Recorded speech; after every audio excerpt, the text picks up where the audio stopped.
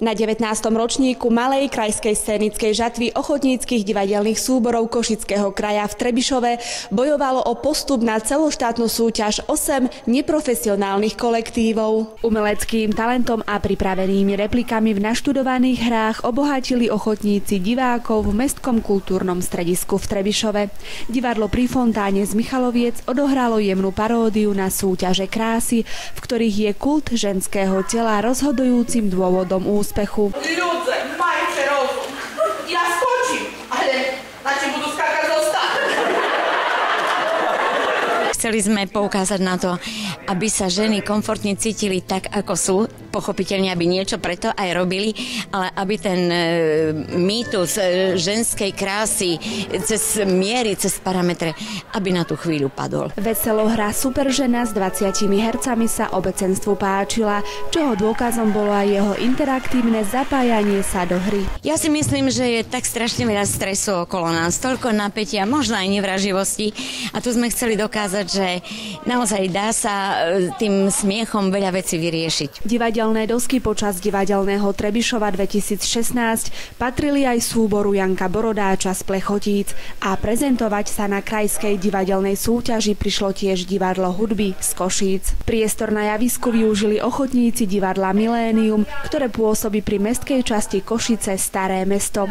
V súťažnej inscenácii hry Ezop, Líška a Hrozno sa im podarilo zaujímavo pripomenúť svet 2600 rokov starých Ezopových bájok, ako aj jeho múdrosť preverenú stáročiami. Najkrajším príbehom na motívy Williama Shakespearea Rómeo a Júlia sa predstavilo štúdio 12+20 pri základnej umeleckej škole v Spišskej Novej Vsi. Inscenácia balansuje medzi divadlom a tancom a za pomoci živej hudby vytvára siluetu milostného príbehu dvoch znepriateľených rodov. Ja som hrala Júliu Kapoletovú a podľa mňa je to celkom dobrá postava, pretože išla za svojím snom. Najťažšie pre mňa bolo asi to, že som sa do toho musela tak vžiť. Na krajskú scénickú žatvu ochotníckych súborov pricestovali aj divadelníci zo súboru Len tak zo Smižian. Tento 9 rokov existujúci kolektív tvoria žiaci literárno-dramatického odboru základnej umeleckej školy. Prezentovali sa s inscenáciou hry Panny v oblakoch. Všetky odohrané divadelné inscenácie hodnotila odborná porota. Zdá sa mi, že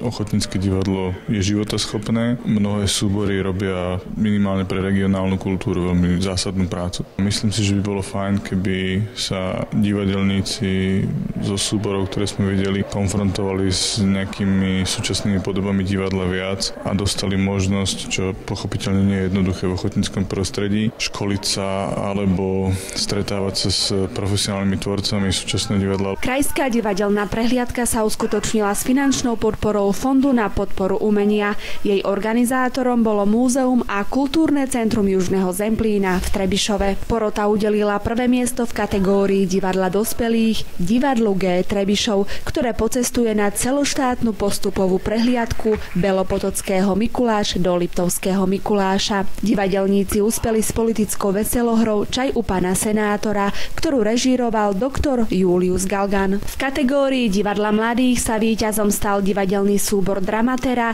pri základnej škole Milána Rastislava Štefánika v Trebišove. S inscenáciou hry Koralína ochotníci postupujú na celoštátnu prehliadku FEDIM 2016 do Tisovca. Z divadelného Trebišova Martina Kužmová.